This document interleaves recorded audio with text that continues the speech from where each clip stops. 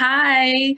Well, welcome to another episode of Leaving a Rich Legacy. This episode is so special to me because I have Ebony Ray here with me, who is going to share about her IVF and IUI process journey. I am approaching the 1 year anniversary for my egg retrieval, and I really don't know what my next steps are. I have an idea, but I'm still going through the process of what that looks like for me. But I want to share other women's journey because I feel like in the Black community, we really don't know the options that we have when there is infertility, or in Ebony's case, if you choose to conceive and have children as a single woman. So Ebony, thank you so much for joining me. You're welcome. I just want to start off with, can you tell us a little bit about yourself and your IVF journey? So I am active duty Air Force. I've been in Air Force for, we'll say 16 years. And back in 2015, when I was living in Utah, I was in a relationship. I thought we were getting married. We were looking at engagement rings, all of that. So I thought like, yes, I finally found like that guy, that theoretical, the one. And then like literally a month later, he was like, nope, I'm breaking up with you. And I was just like, but it was going through that whole process that I realized what I really wanted for my life. Because when you talk about getting married, you then think about like kids and all that. And I was like, I realized like hardcore at that point. I was like, I do want kids. And so I had started working on my, so I knew at that point, I was like, I'll go through this process single. I knew there were cryo banks. I just didn't know the process, right? So then I immediately ran into the issue of being a single parent. And this is where like my process got real, I'm gonna say sad, like at the jump, because I lived in Utah. And if anybody knows anything about Utah, that's a very religious, very conservative sort of state. And then you run into the issue of like finances when it comes to insurance. So like with me being in the military, I had health there as far as medication, all the medications were paid for, all of that. But what I ran into though was I was still a single woman, and every clinic I went to was like, nope, we're not going to treat you. So not only did I have the stigma of being, I'm gonna say stigma of being African American, but then I'm also single, and then I'm in Utah. So the three it didn't mix. And so like shortly after I decided to do this, the Air Force was like, well, we're moving you to Pennsylvania. And I was like, perfect. So I started researching fertility clinics in Pennsylvania. And initially my number one question became, well, do you treat single women? Because that was like the end point of me trying to start this process in Utah. So I found a clinic in Pennsylvania. They said, yes, we treat single women. It was like, great. So then now we fast forward to now I'm living in Pennsylvania at this point, and you have to see, I don't know if anyone has ever tried to do the process being single. But one of the things I had to go through was I had to sit down with a therapist and go through the psychological screening process and get into the African American piece of it. She's like, well, is your donor going to be African American? And I was like, honestly, probably not, because I chose to do this based off what my preferences were in life at the time. The guy I was supposed to be engaged to, yes, he was African American, but everybody has their own dating preferences, right? And so she was like, well, how do you think your family's going to handle it, you picking a donor that's not Black? And of course, we all think, even our own family, you think they would be supportive. And I learned very quickly that they were not. So not only do you have just the community as a whole just not understanding the process of IUI and IVF, they live with the myths of, oh, it's a test tube baby, and all the negativity of this whole process without actually wanting. Some people either don't want to know, they don't care to know, and then some people are just, ignorance is bliss, so they just go with what they think. And then, but with my family, it became, one, my sister told me I was odd and weird for wanting to do this. And then once my family learned that I didn't have a Black donor, it then turned into, boundaries, so many boundaries started to get crossed. And like my son, he'll be 4 at the end of January. And very sadly, like my mom is like, I want nothing to do with him because he's half white. So I've lost, I'm 37 years old, and I've lost relationships that I had since I was 4 years old. Like none of my mothers are a part of our lives now because my child is half white. And then as I started explaining the process, I had friends who were very supportive, like my Air Force family, super supportive, but just my own family was like, nope, that's weird, that's odd. He's not. And even like my sister, who is now, she's open to it, but because he's biracial, and she's told me, she's like, you're only going to tell him that he's Black, right? And I'm like, no, he's biracial. So I have family members and other friends telling me to not tell him that he's white. And then even beyond that, even now, my sister, when we'll have conversations, and she makes like comments that are like, I'm like, your nephew is part of that race that you're talking about. So I'm still dealing with the racial aspect behind having a mixed race child, and then the way that I had him. So going through this journey, I would say my biggest key piece of advice is set your boundaries early. And that's something that I did not do. And I wish I had, because setting those boundaries very, very early, yeah, you're going to want all the support in the world. But when that support system isn't actually supporting you, or when your support system is making negative comments, and guys who think, oh, I can just knock you up, like they think it's funny and it's not. So not only am I going to say set those boundaries early, key in onto the things and the words that your support system is saying to you, because maybe they're not the best people to be a part of that circle when you're going through this process. Wow. Okay. So you have different challenges on based on the process that you decided to go through, and then also your decision on the actual donor, which is your decision.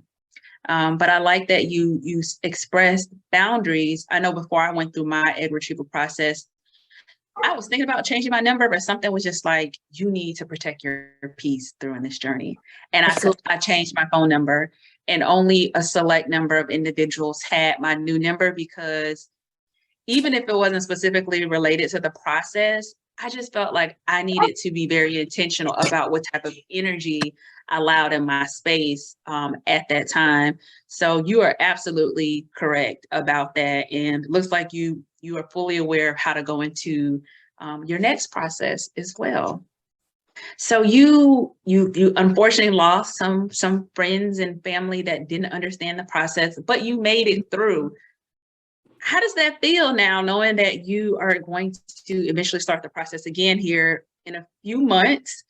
Do you have a support system that you will support and rally you while you start that process?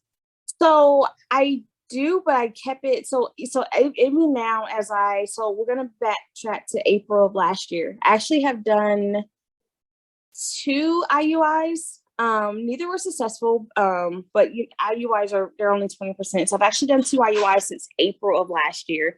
And then I just decided to do IVF again. The percentages are higher, and it's more a success rate. So as I started this process last April, I didn't tell anyone. My family, at this very moment, my own family members do not know I'm starting this again, because I use what happened with my son. I'm using it as a lesson learned this time. And as you go through this process, you're excited. Like, everyone should be totally excited about having a child. Like, that is happiness. And it's like, are we doing this? We're not going through it the way, like, nobody wakes up and thinks I'm going to have a child of my own.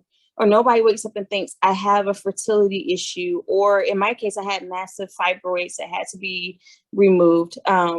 Nobody expects to have a fertility issue, I'll say. And so you're super excited. And then now when your doctors are saying, oh, you might need to have beyond meds to conceive, or you need help to conceive, that in and of itself is an emotional toll. So then now, okay, I need my support system.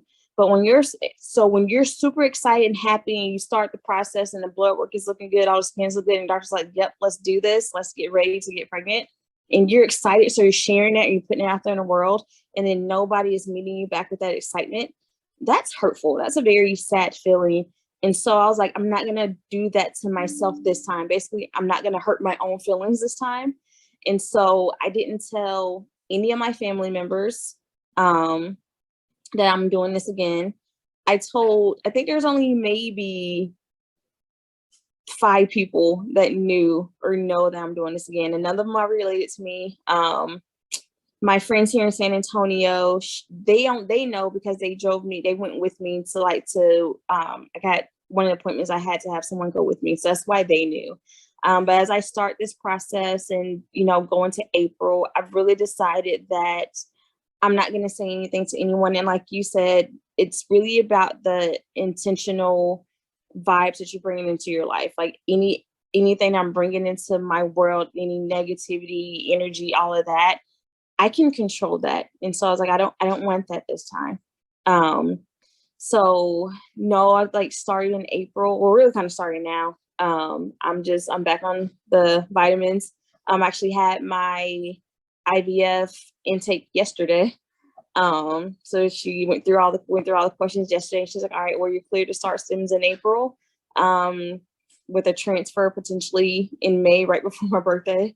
And so I think if I just stay not telling people and stay happy and consistent, keep that good, happy energy up.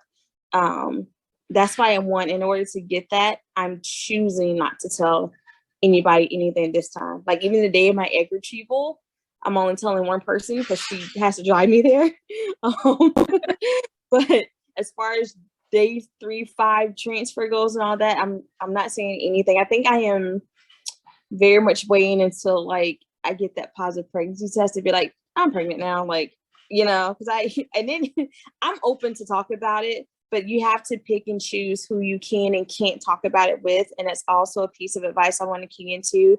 Listen to the things that people are saying, because one thing as humans, we say things jokingly that we are very serious about, and the jokes aren't really all that funny when you're going through this process. And people will really let you know what their real true thoughts and feelings are if you listen enough. And so this time I was like, I'm gonna lesson learned from my pregnancy with the 4-year-old. So now I'm like, nope, I'm just gonna keep very, very quiet and just me and my kid once I start this process. Do you still desire to be married, or are you at a point now where you're single and you have your son?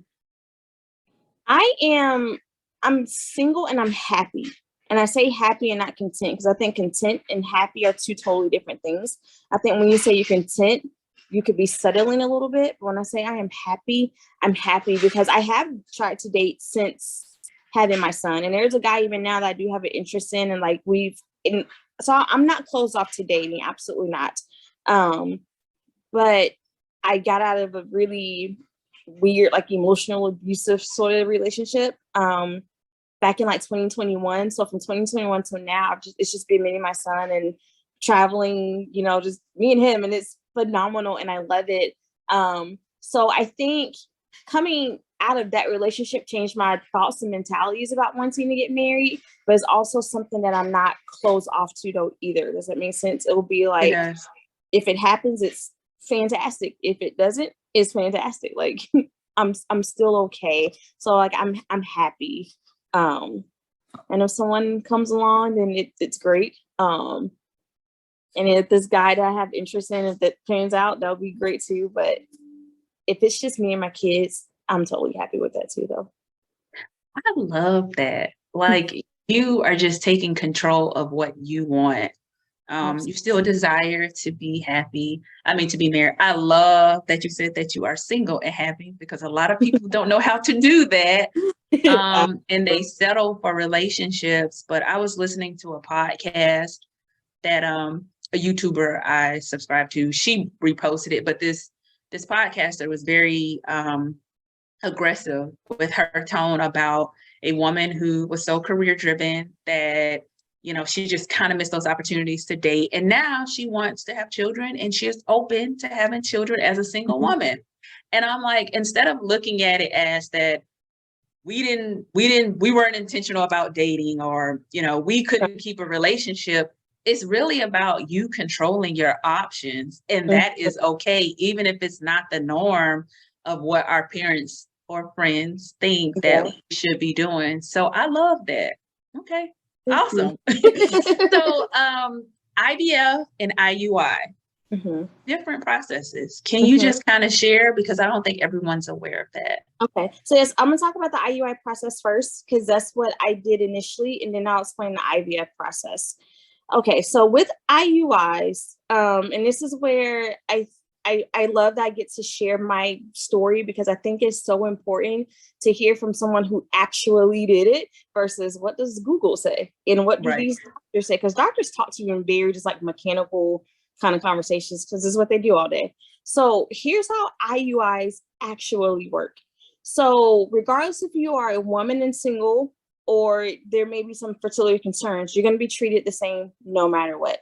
So it's always going to start with a massive panel of your past history from the time you started your first period to the day you walk into the IUI office. So it's literally keying on things like, when did your first period start? Were they painful? Were they heavy? The question that your OB asks, like how many pads or tampons are you using? Because at that point, they're trying to weed out things like fibroids, polyps, that sort of thing. In my case, I had one fibroid, but it was big, and big as compared to the size of the uterus. When they say your fibroid is big, they measure uterus to determine if your fibroids are big or small. And I'll discuss that a little later. And so as you go through the IUI process, then they tell you, okay, you do at least 12 blood tests all in one sitting. It's a lot of vials of blood, so just be prepared. If anyone's afraid of needles or blood, you're gonna have to go through it. And it's just things like, HIV, infectious disease. Then they check your hormone levels, your estrogen levels, your luteinizing hormone, LH level, FH levels, things like that. And you have to do that test day 3, 4, or 5 of your period. And then on day 3 or 4 or 5 of your cycle, you're also going to have a transvaginal ultrasound, which is where they're checking your uterus to see, do you have polyps? They're looking at your ovaries, things like that, again, just to kind of weed out, any sort of uterine fertility issues. And it was during that appointment where they found out I had a fibroid. And so with fibroids, she was saying, well, mine wasn't in. So there's fibroids in the uterus, and I know this was a thing. There's fibroids in the cavity, and then there's actually fibroids just in the muscle. Unfortunately, mine was in the muscle where they couldn't just go in and remove it. Like, they can actually remove a fibroid. Like, it's almost like just getting a pat. They go in, you get a pat, and your fibroid's removed. Like, it's very quick, easy thing. But unfortunately, where mine was, not only was my fibroid in the muscle, it was also blocking where a baby would actually implant. So that's why I was having fertility issues beyond being a single parent.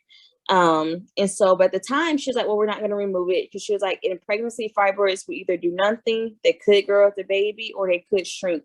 So she was like, let's not do anything about it. Let's just keep moving with the IUI process. So with the IUI process, you have 2 options. You can either do a natural IUI, which means you're not on any medications. It's same thing if you were just having normal consensual sex, basically. Like, the only thing you have to do is go buy the ovulation predictor sticks, and you would just pee on the sticks, maybe starting about 5 days after your period ends. And then once your stick tells you that you got your hormone surge, you call your clinic, and then within 24 to 36 hours, you have your insemination. And then again, it's no medication. So you're just inseminated. You're back home waiting 2 weeks to take a pregnancy test. And that's a non-medicated IUI cycle. With the medicated IUI cycles, the doctors can put you on 2 different kinds of medicines. They're both pills. One is Clomid, and then one is Letrozole. With Clomid, it was about 50 milligrams of Clomid. You take it for 5 days, starting day 3 of your period, so 3, 4, 5. But with medicated cycles, you're also getting monitored at that point. So they're testing, you're doing blood work on day 3, and every other day you're doing blood work, and you have an ultrasound every other day as well. Because at that point, they're counting your follicles to make sure you are growing follicles. And then on top of that, they're also counting how many follicles you're growing, because that's where the multiples and risk of multiples, that's where those conversations start to happen. So in like my case, my first 3 IUIs were unmedicated. I was literally just going to Walmart, buying sticks, testing, calling my clinic, and then 36 hours later, I was inseminated. So I did 3 of those. And so after the third one was unsuccessful, in December of 16, my doctor switched me to medicated IUIs. And so she put me on letrozole. So letrozole is very low dose. It's only 5 milligrams of letrozole. You take it for 5 days. You're being monitored. So ultrasound and blood work every other day. And then when the doctors think that because your follicles have to grow to at least 17 millimeters, that's what they consider mature follicle, meaning this follicle is most likely going to produce a good egg that will result in pregnancy. So within 24 to 36 hours, you have to give yourself an injection. So if anyone is afraid of injections, you got to get real comfortable with needles real fast, okay? And they have a lot of injection videos. Freedom Pharmacy does really awesome free injection videos. And so you inject yourself, and then within another 24, 36 hours, you are back at the clinic for your insemination. Because that injection releases, it tells your eggs, your follicles to finish maturing and then release those eggs to get ready for the insemination process. And then once that's done, you're back to, at that point, you do have to start doing progesterone. And you can either do progesterone patches, pills, or the inserts. And then it's back to doing a 2-week wait. And then if you get positive pregnancy test, fantastic. If you get a negative pregnancy test, well, then your period starts, and you can start as soon as you're ready. And I know a lot of the questions are, well, when can I start a cycle again? You don't have to take a break. Some women take a break simply because, mentally it is draining. It is a very mentally and emotional process to go through. So some women take breaks. Some women are just like, nope, I'm going to keep going. I'm going to keep going. For me, I did a mix of both. I'm in the Air Force, like I said, so my job kind of forced me to take a break because I had to do some traveling for training. And so for me, I did those 6 IUIs, and at that point I was over it. I was like, they're not working. I had started my process in Pennsylvania back in 2016. So actually July 1st of 2016. So I did my initial blood work. I had my first IUI that August, September, October, November. I got forced to take a break because I had to travel for training. And then December, January, and February, I did IUIs, and I was like, okay, I'm over it. These aren't working, because IUIs are only 20% shot. So just know that. So they don't have a high success rate anyway. Do they work? Yes, they absolutely do. And you will have clinics tell you, you keep doing it, your body gets used to, like, this is what I'm supposed to be doing. So like you do eventually get pregnant with the IUI. You just got to be very, very willing to stay in that emotional process month after month after month after month. And if you're not, and IVF is a possibility, I would say maybe really look at IVF sooner rather than later. The benefit, though, is IUIs are super, super cheap. Like for me, an IUI was only $200. So there's financial benefits to IUIs. You just got to be willing to deal with the emotional and mental aspects of an IUI. And so at that point, after doing 6 of them, 3 medicated, 3 not medicated, I was over it. Because then too with IUIs, let's say your body, for whatever reason that month, you ovulate earlier than usual and you miss your surge. Well, unfortunately, you're now out for that. Your cycle's canceled that month because you missed a surge. And actually almost happened to me 1 month too. So in February of 17, I was like, I'm just going to go IVF route. So I found a hospital at Walter Reed that did, Walter Reed does IVF. And so I went to Walter Reed. I did my orientation class. And Walter Reed immediately was like, you need to get this fibroid out. But they didn't want to take the fibroid out until I did all of the stems in my egg retrieval. And so in March or April of 17, I did the stimulation process. And again, it comes back to, if you are not comfortable with injections, you got to get comfortable with injections. Okay, y'all, it's like, I would literally just sit my iPad on my bathroom counter, get a little towel, lay out my meds. I'll watch the video. And then you guys know Monica's For You I Will? That was my song, because I know it's supposed to be a love song, but if you think about the lyrics of that song, I was like, I'm doing this for my kid. And so I would literally play that song and give myself an injection in my stomach. So with IVF though, you give yourself 2 injections a day for about 3 weeks. And it's back to back. So like you inject one side, inject the other, and then I would just go lay down at that point, just to let the meds work.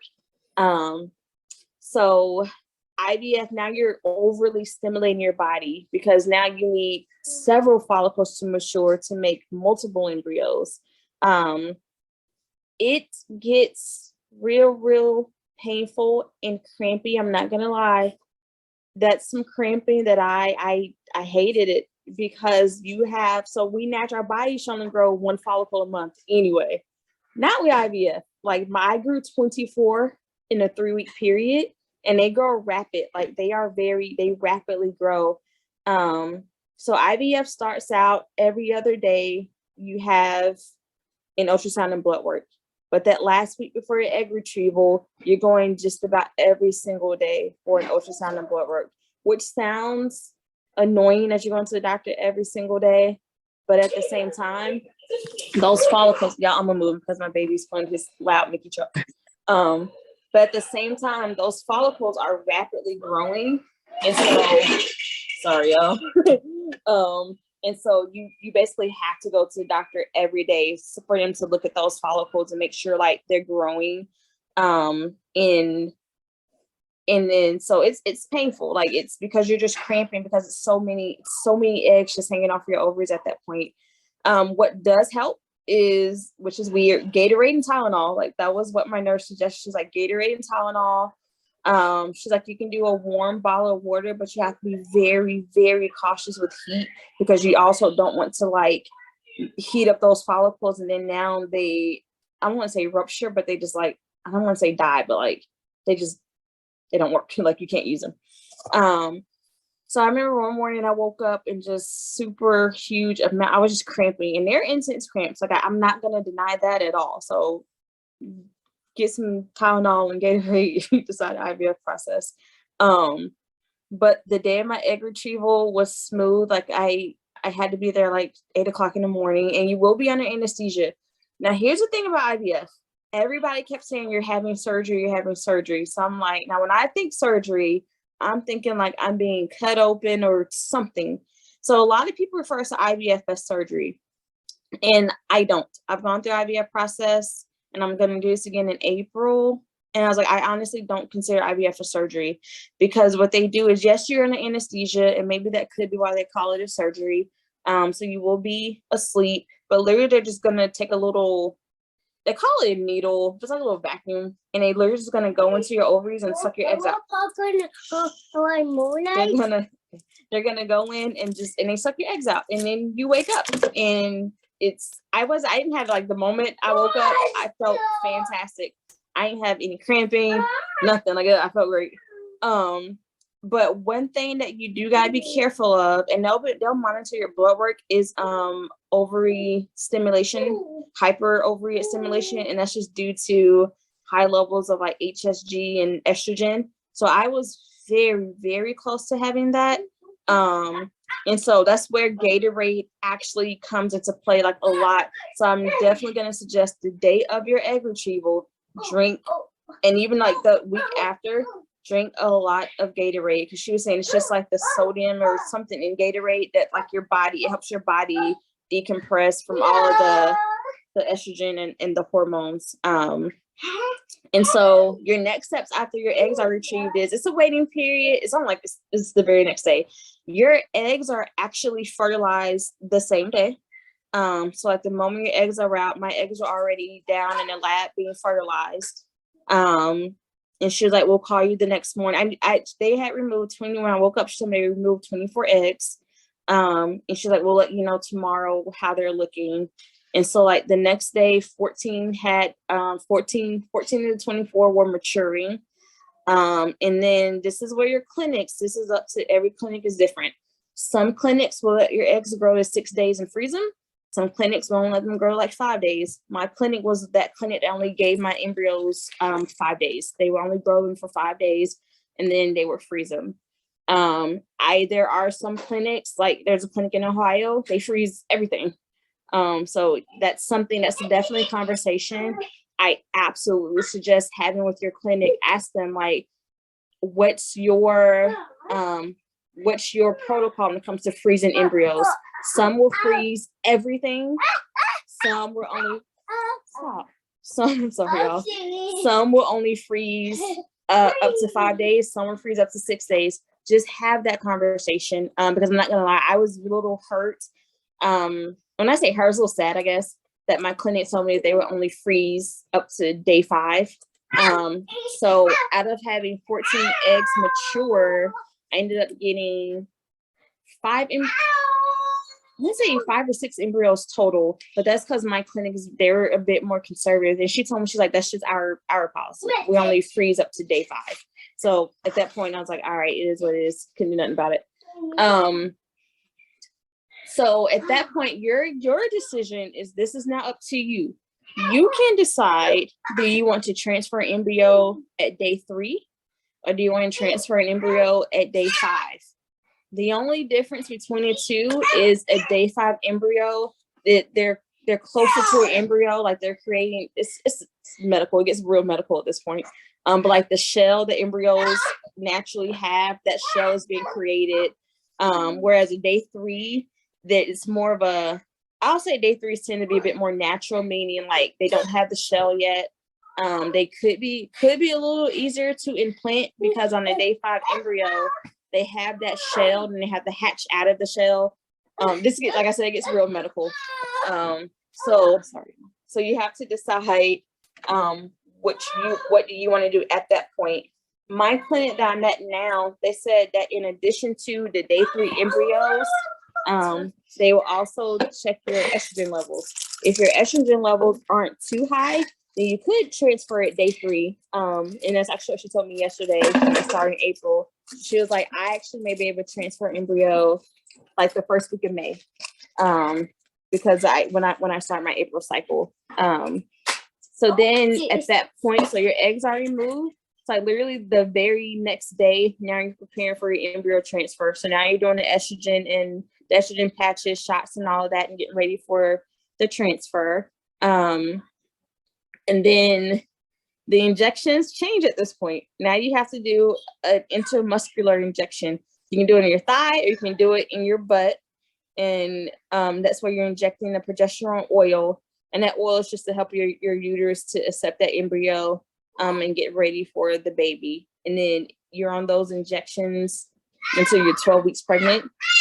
And at that point, it's just so you have to graduate from IVF. And what that means is, let's say you have successful IVF, you're pregnant, you do your 6-week ultrasound, and that's the day you graduate. They call it graduating. And then at that point, you can just go to regular OB care, and your pregnancy your pregnancy OB care is the complete same. What I found very interesting, though, and this is where you have to make sure your OB listens to you. You have to tell them that if it's an embryo, that embryo is either 3 days or 5 days. And the reason that is important is because when they're measuring. Oh, he is so cute. He's one of my day 5 embryos, y'all.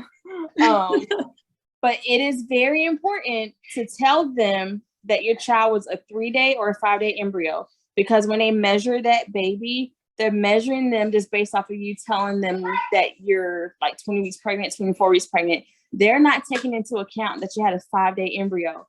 So if my pregnancy with him, they kept telling me that I was having pregnancy complications. Turns out they were measuring me wrong. They were just getting the measurements off because they didn't count the fact that he was 5 days, that he was already 5 days old when I put him in.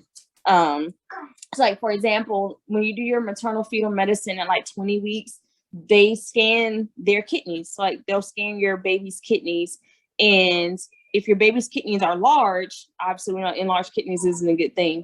So like it happened to him. They scanned his kidneys. They're like, oh, his kidneys are large. And I was like, what does that mean? They're like, oh, he made me like a kidney shunt or something at birth. And then I go back 2 weeks later and they're like, no, his kidneys aren't large. His kidneys are fine. And then like literally like 7 months pregnant, they're like, oh, his kidneys are large again. I was like, y'all. So I finally said to like the lady who was scanning me, I was like, well, he's a 5-day-old embryo. She's like, wait, what? And I tell her this and she recalculates. She goes, we have been scanning you literally like my whole pregnancy. They were 1 week too early on like everything they were doing. But and I told my OB this, like my OB knew since day one that he was IVF, but she never calculated the 5-day thing. So just make sure to not, so you don't, pregnancy is already stressful. The last thing you need is an OB telling you like there's something potentially off with the baby because they're not listening to you when you tell them he or she was a 3 or 5-day-old embryo. That actually really matters a lot. So make sure your OBs are listening. Cool. So you just thinking about that process, and so I didn't realize myself that, you know, once you have the retrieval, like you're moving, there's no stop. So how did your body handle that with you going through the egg retrieval process and then going right into them actually inserting the embryo? So for me, so when you're there the morning of your egg retrieval, they're doing scans and blood work on you then. So like, that's what I like about this process, because you're always being scanned. You're always being monitored. It's like, you will actually know if your body can handle the keep going, and do we need to pause, freeze these embryos, let your body decompress, and then whenever you're ready, go back and freeze the embryos.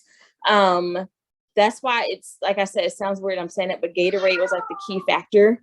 My body, I think because I was so just into the process of having a child, I didn't notice any changes with my body. They were just worried about, hey, like my estrogen levels were really, I was super close to the hyperovarian stimulation. But I never got there. I was just very, very close. I didn't remember having any, so going through the IVF process, I remember all the cramping. The day of my egg retrieval, like I woke up totally, like I was fine, like no cramping, no nothing. And then the very next day, you're starting the estrogen and all that stuff. So like I didn't notice any body changes during that cycle.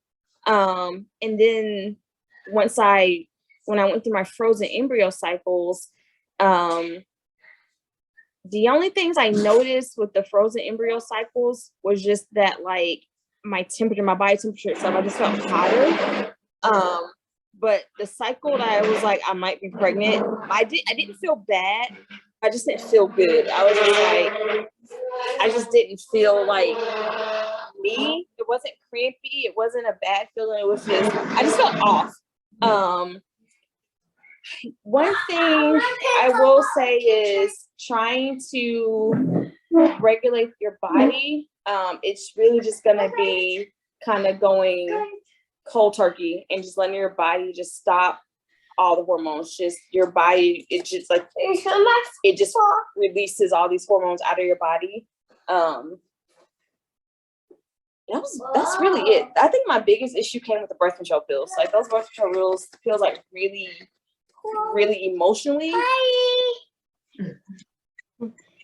The birth control pills were the things that like got me the most, which is odd because you're giving yourself a whole bunch of hormones.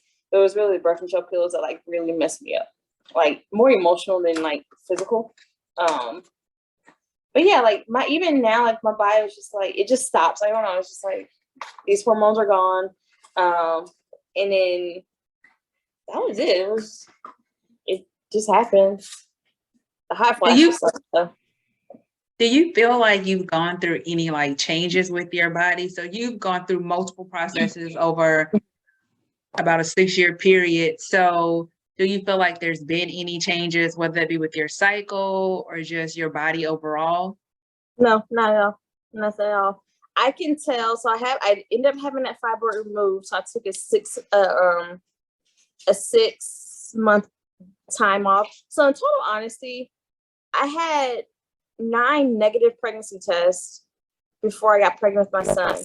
But here's the deal. So it was the 6 IUI pregnancy tests, and I had a chemical, and then another negative, and I got pregnant with my son. So like I started my process from 16 until June of 2018 when I found out I was pregnant with him. It sounds like it took 2 years, but in reality, there was multiple breaks in between. And then one break was like literally 6 months from having that fibroid removed. Then I did some traveling and stuff like that. But as far as my body goes, there's a major difference in my cycles without having a fibroid. Like, and I love it. Like my cycles are so much lighter. So like they only last maybe 3 days, if that. That's really the only difference. That's been the only difference.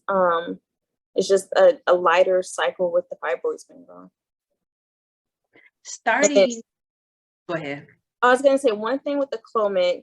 I'm gonna say earlier, but I just realized it. Clomid, you gotta be careful with Clomid because Clomid does cause you to have ovarian cysts more so than letrozole does.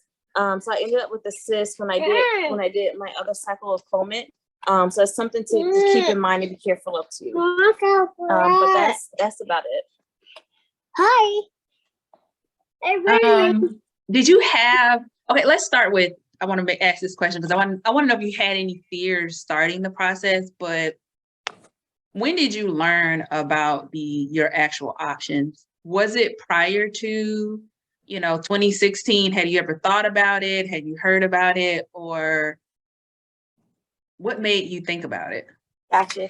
So no, I knew. The only thing I knew was that there are cryobanks and there are sperm banks. It's literally all I knew.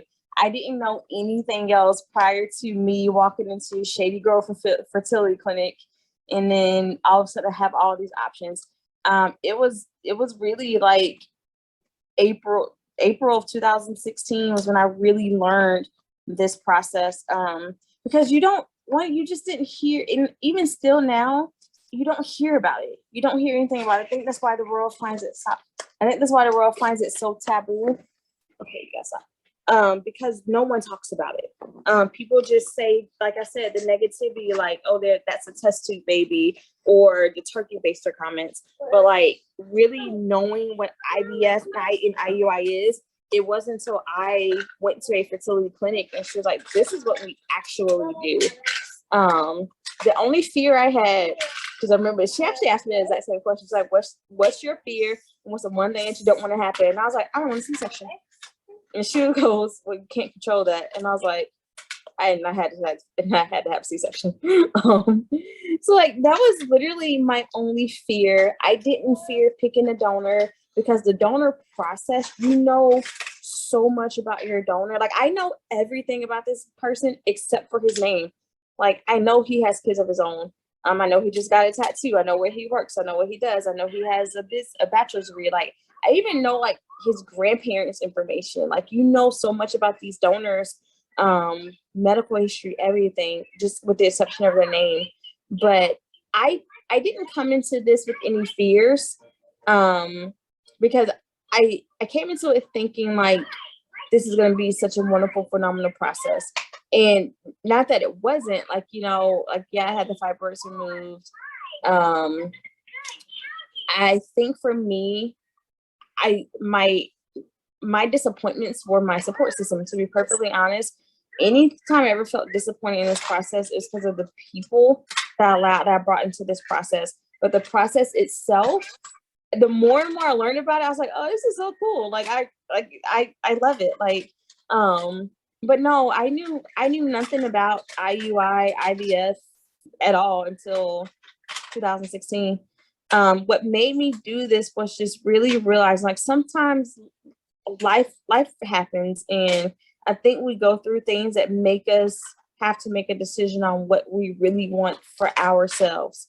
And after going through that we're engaged, but I'm breaking up with you, like going through all of that, that really made me realize, like, I knew I always wanted kids, but I never thought this was the way I would have a kid. Like, you know, most people don't think about it this way. Most people don't think about, I'm going to go to a fertility clinic or a sperm bank, or even men, or egg bank, whatever, you know. That's just not the way you think about having a child.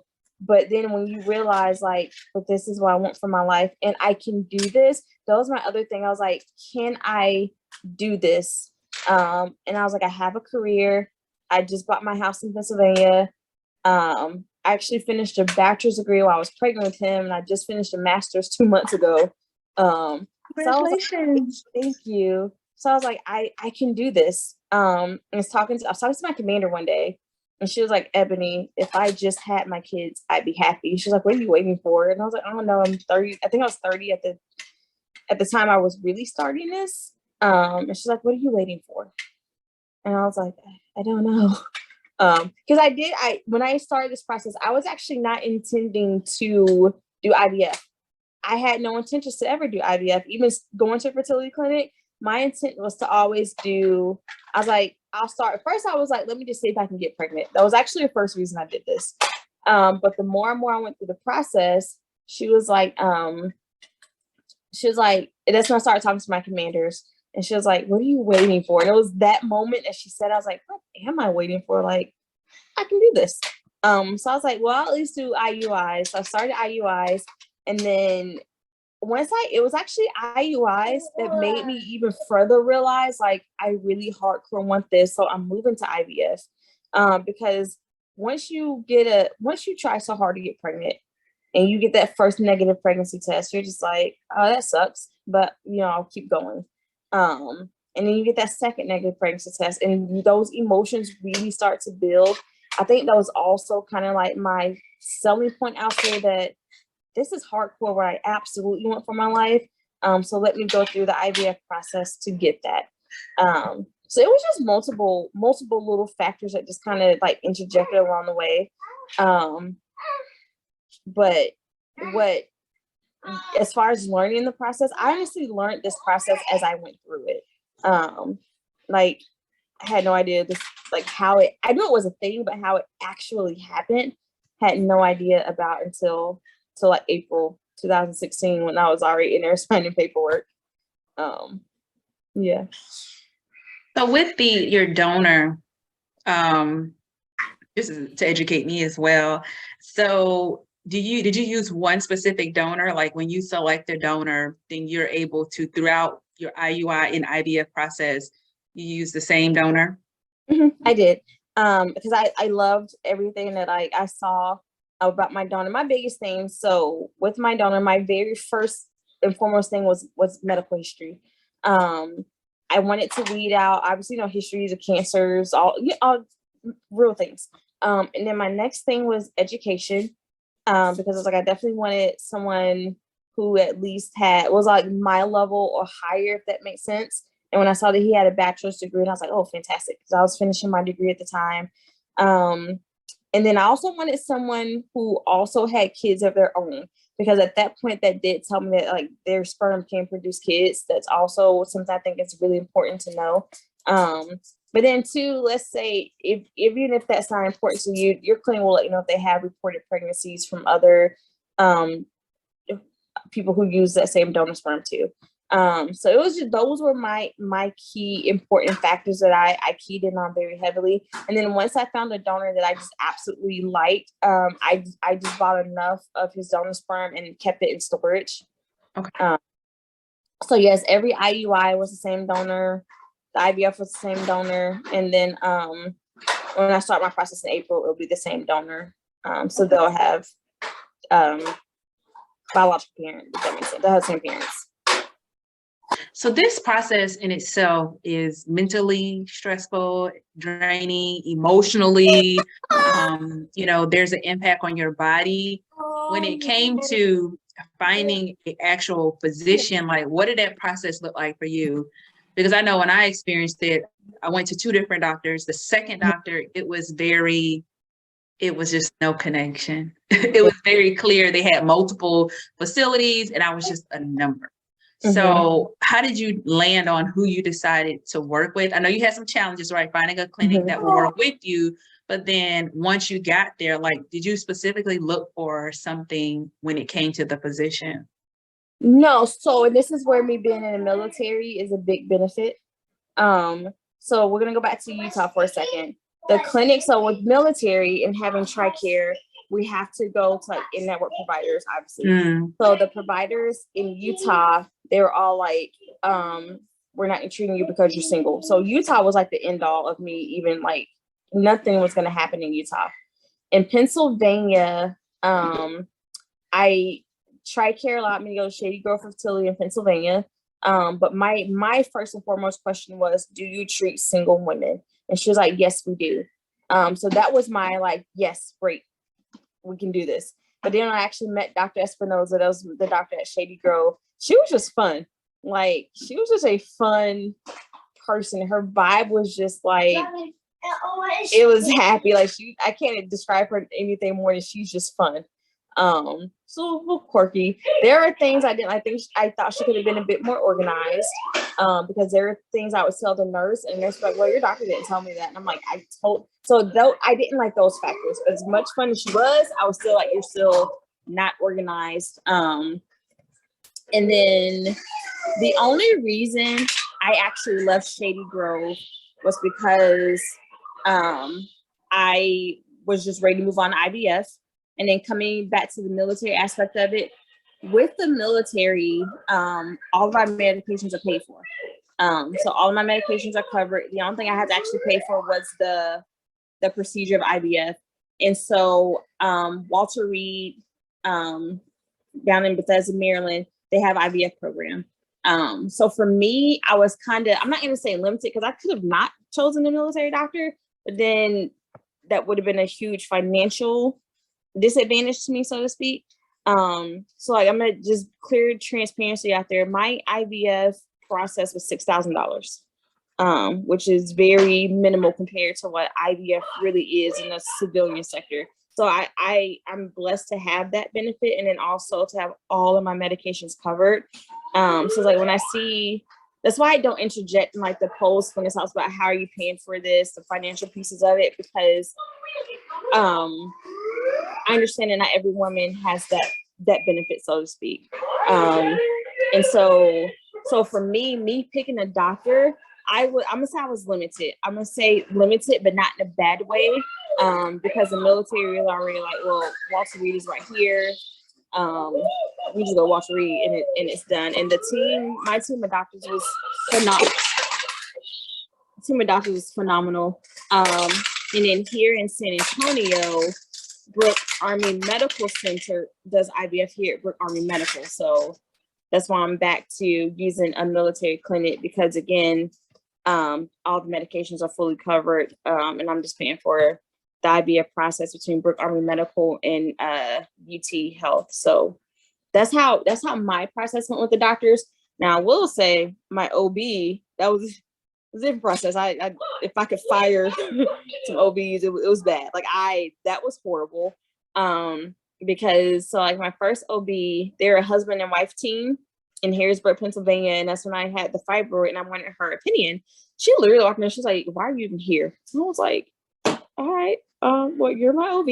I have this fibroid." And she goes, "Well, what do you want me to do about it?" Literally was what she said. And I was like, "Oh, okay." It was bad. That was bad. And I was like, "Nope, I will not work with them." And then I do a lot of researching, and they had a lot of, her husband people loved her husband, her not so much. And in OB care, you can't pick and choose that. You go to a OB appointment and you see whoever is just there at that moment. So then the Air Force allowed me to switch to Hershey, which was fantastic. My doctor at Hershey, she was just, we walked in there and she was like, she didn't even ask me when I was there. She was like, I think her very first question was, "What are you scared of?" And not in like a negative, like, "What are you scared of?" It's like, "Ebony, what are you scared about?" And me and her, we sat and talked for like 30 minutes. And we just talked about everything from the process to me being single, to me being in the Air Force, to just all of it. And she was like, and I actually wasn't even pregnant yet. I was still doing the whole fibroid thing. She was like, I'll get you through it. She was like, we'll make it happen. And Hershey was fantastic from that point on. It was so great to the point. She was actually off the day my son was born, and I had to have a scheduled C-section. She came to work that day just to deliver my son. That's how wonderful Hershey is. And I was like, I live 35 minutes from Hershey. I was literally passing other OBs and other hospitals just to go have him at Hershey because their care was so phenomenal. Awesome. That's real good. Well, I have two last questions for you. For any woman who is just struggling or thinking about the process, whether they're single, married, engaged, whatever, do you have any advice for them? My first piece of advice is have a conversation with yourself, because the struggle could be, can I do this? Can I financially, and not even, when I say financially, I don't mean just the medication, IUI, IVF. I mean like having a kid in and of itself, paying for daycare, the diapers, activities, school functions, just all, have those conversations. However, one thing I've also realized too, though, is if we let our fears dictate our actions, then we're just going to be stuck. Like, then we're never going to be like, you're never going to get a kid. Even now, like with me having I'll call him before January 31st and starting this process again in April. Even now, I'm like, can I really do 2 kids by myself? Oh my gosh, I'm in the Air Force 16 years. I can do this. The other key thing is, so talk to yourself, have a conversation with yourself, an honest conversation. Try not to let the fears be your determining factor. But then to be very mindful and honest with yourself of what you can and can't do. There are some women who just may not be able to mentally handle this process. This process is not easy. Like, it's fun at the end of it because you get this wonderful child and this crazy little 4-year-old is running through my house right now. Like, at the end of it, it's phenomenal, but you got to get to that point. And to get to that point, it is challenging. And then you also have to ask yourself, how am I going to handle if I'm gonna say if, because IVF, IUIs do work the first time. But let's say you get that first negative pregnancy test. What is that mental, emotional reaction going to be like? And like most women, we don't wait them 14 days. We test early. So then how can you have that conversation with yourself to be like, okay, I know I'm testing 7 days after I transferred this embryo or 7 days after I had an IUI. Can I handle seeing a negative pregnancy test? You have to ask yourself those questions too. If you were to get that negative pregnancy test, what does that day, that challenge, that mental and emotional, what does that look like for you? Because that's also part of this process. I think a lot of people think, oh, well, you went to a fertility doctor, you're going to get pregnant. And it's not that you're not. It just still may take some time. It still may be negative pregnancy test until you get that positive. The body, like they say, it all starts with the egg, do this, cut out perfume, cut out all this stuff. And I'm like, I'm gonna be honest, and it's about to sound really weird. There are drug addicts, alcoholics who get pregnant daily. So I am not one of those people, and I'm not going to ever be like, you need to cut out caffeine, you need to cut out live your life. And I think that's where women going through this process, and women and couples, we lose ourselves because we become so wrapped up in, I'm still here. I got to plug it in. We become so wrapped up in something is wrong with my body, I need to cut things out, when in reality, and then we start to lose ourselves. It is too easy to lose you and forget that you are still a whole human who needs the things that make you happy going through this process. Don't lose yourself going through this process. Like, if you need I'm trying to put my iPad. Okay. If you need a cup of coffee a day to make you happy, coffee is fine. A glass of wine is fine. There are things that you will probably need to cut out, yes, but don't lose yourself going through this process. And that's what, hold on a second. Please get down because you're gonna fall. This boy's standing on the ears of his horse. Oh my gosh. Be prepared for things like that too. Okay. Don't cut out the things that make you happy. Like people right now, like you shouldn't be using perfume. I'm like, dude, it's perfume. Like, little things like that. Don't lose you in the process of trying to have a child.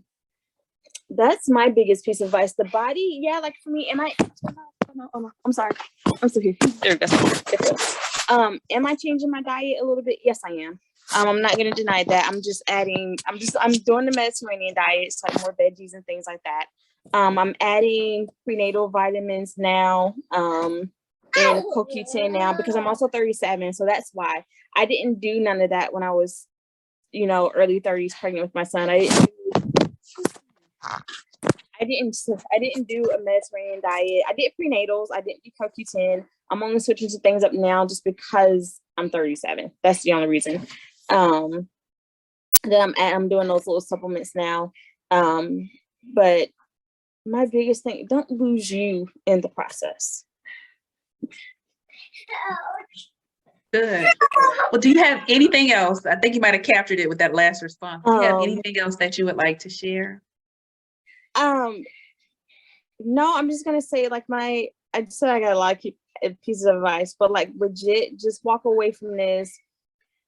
Figure out that support system early, but also keep an eye on your support system. When they start making the little sideways comments, let them go. Let that person go. Also decide one thing too is back to that struggle. One thing I'm going to ask too, or keep in mind too, is ask yourself, when I say, can you do this process by yourself? I don't mean being single. What I mean is, do you necessarily need someone? Do you have to tell someone that you're having a baby? And by that, I mean, when women just get pregnant in general, like most people don't be like, oh, we're trying to get pregnant. You know what I'm saying? Like that's not something that's usually just put out there. So ask yourself, do I have to tell people I'm doing this? And honestly, the answer is no. No, you don't have to tell anybody what you're doing. You want to, yes, because it's fun, it's exciting. But the reason I say that is because maybe sometimes you can get yourself through a process, and maybe sometimes it's easier to get yourself through something so major without so many people knowing, because now you're dealing with everybody else's thoughts, their opinions, their mentalities, and that's not helping you. And it's also making you lose yourself because now you oddly start to internalize what they're saying. It's like, well, maybe I should cut out perfume, or maybe I shouldn't have this cup of coffee, or you're starting to feel guilty about the little things. That's like, no, like, do you, like, still do you and live your life going through this process. Because I also think if you take you away, you're also affecting your mental health as well. And the support group, I just want to add that, we connected through the Facebook support group, and there's many opportunities there to get support if you feel like you don't have anyone to connect with. And I'm speaking for myself because I was in Dallas until I did have some friends join me in the process, like the second week, but it was just me. So there are some non-traditional support ways that I think about that may be available. But Ebony, I thank you so much for just sharing your story with me. I pray that everything goes well and successful for you when you start your next IVF process. And I'm just very grateful that you were able to help other women understand that we have options and we control what that looked like, regardless of what anyone else has to say. So Absolutely. Thank you. Thank you for letting me share my story. Yes, I'm super excited. I loved it. And your son is so cute. Thank you. He is adorable. So thank you, and really wishing you success in this journey. Thank you. Same to you too when you are ready to make your decision as well. Thank you. All right. Have a good day. You too. Bye.